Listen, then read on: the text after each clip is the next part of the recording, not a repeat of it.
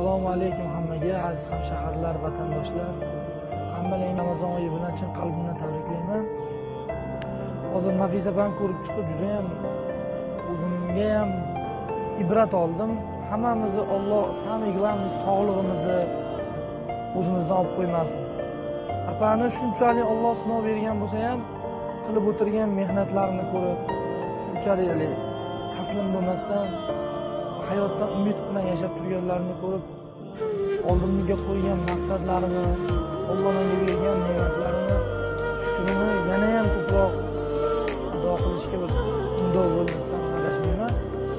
Men sizlarga nima demoqchiman? Xudo xolasa mana shu kelib turgan Ramazon oyida apamizga akalarimiz tomonidan mablag' to'plab qolinganlardan shaxsan o'zim nomidan Xudo xolasa hammamiz birlashib yoqadan bosh chiqarib, apamizga yordam bersak, inshaalloh qiyomatda hammamiz ajrini olamiz, Xudo xolasa.